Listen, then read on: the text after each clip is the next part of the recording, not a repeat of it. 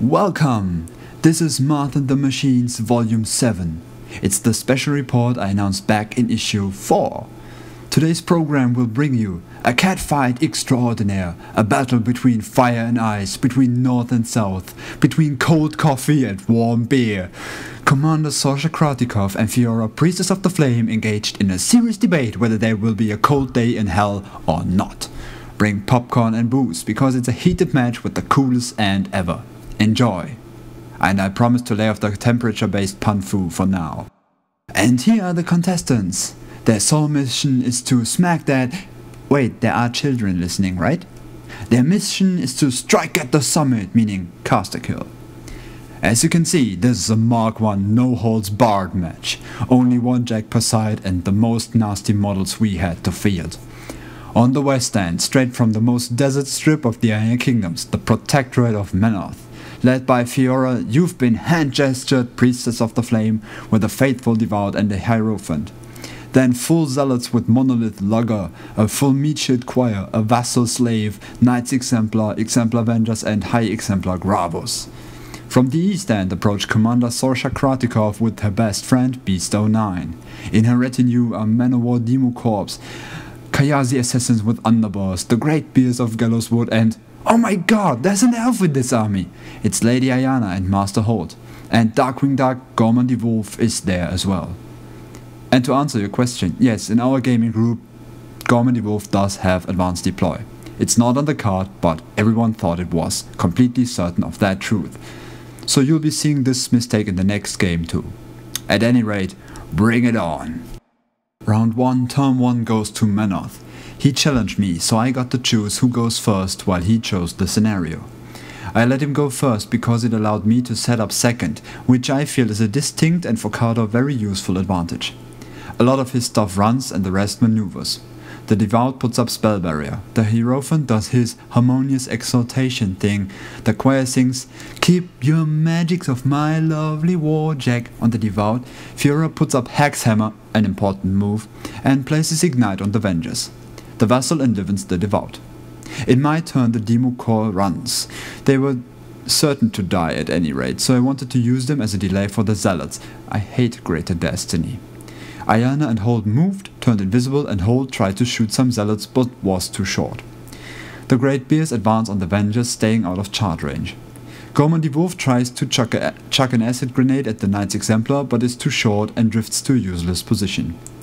He then whacks the bushes away from the Exemplars. Beast runs up, careful not to get charged by angry weapon masters, and Sorscha wind rushes to the left.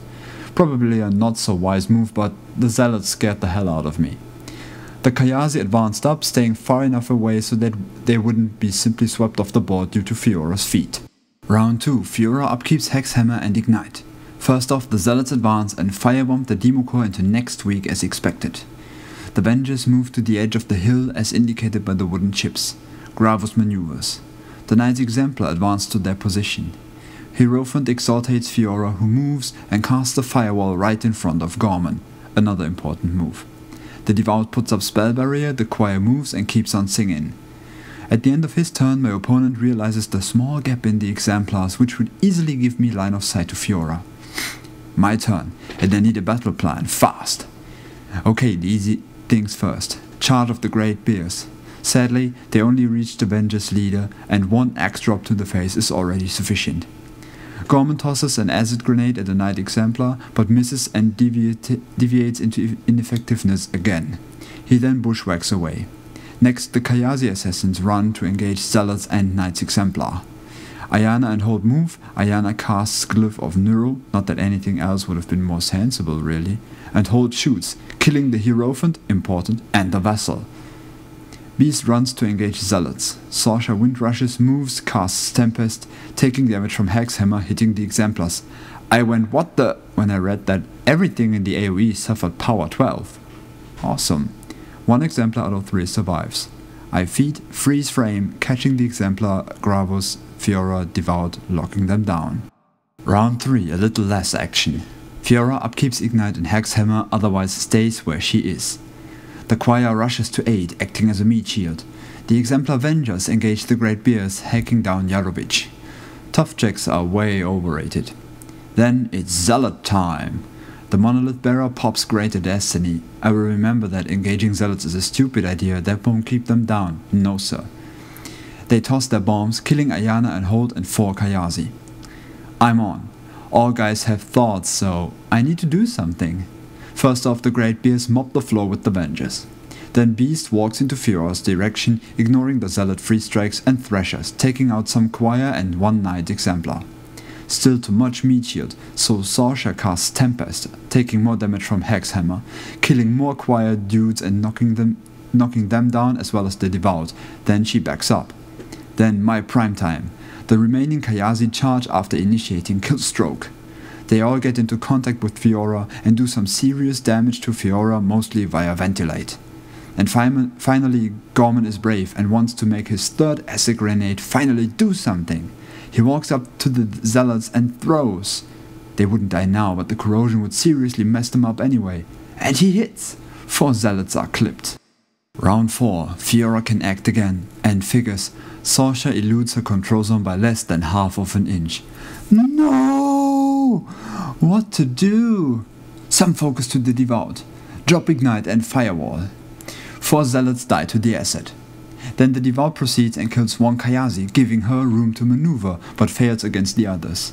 She shuffles up so as not to trigger free strikes from the underboss and feeds, catching all my remaining models. The Zealots first bomb Gorman, then Beast, doing some damage. The Knight Exemplar moves, attacks, and misses. The Choir Boy walks to block charge lanes. Oh, and Grava smashes the Great Bears, burning his resolve tokens. Tough, eh? Not this time. My turn. The single Kayazi grunt burns to death. The underboss proves too tough. Beast, well, yeah. On Sorscha, the fire ends. Cool! Oops. Beast moves, thrashes, misses the Choir Boy and kills the Knight's Exemplar. The underboss gets up, wants to backstab Feora and is hit by the Devout's defensive strike but still refuses to die. Sorscha, now that Firewall is out of the way, wind rushes, taking more damage from Hexhammer, and then charges Feora. At the end of her focus, Feora has taken more damage and is frozen again. Round 5, his turn. Feora upkeeps Hexhammer and Hawk's focus. Zealots pester Beast with bombs, blowing the right arm and the cortex off. The cortex thing annoyed me, I wanted to do some serious trampling. Anyway, the Devout and Gravers miss Sorscha. My turn. This is when the picture was taken, because the underboss wasn't tough this time. Sorscha attacks Feora after casting Windrush, and it uses all up her focus because the dice weren't exactly beneficial, only marginally. Anyway, the end can be summarized like this. It shall be engraved upon your soul. Divine assault, Nibelung Valensky.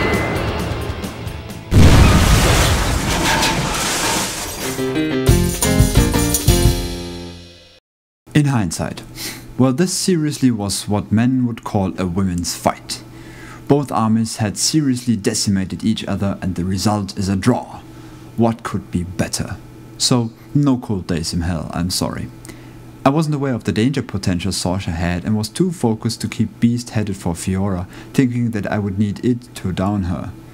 And that Hexhammer was most decisive because it kept dealing damage which amounted to enough so Deathpyre could take Sorscha out. And I can seriously see why Ventilate had to go.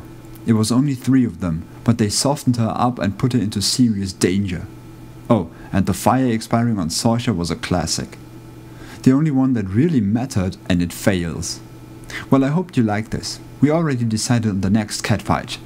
The Old Witch versus the Harbinger. But next issue has the battle against Scorn mentioned before. And until then, farewell.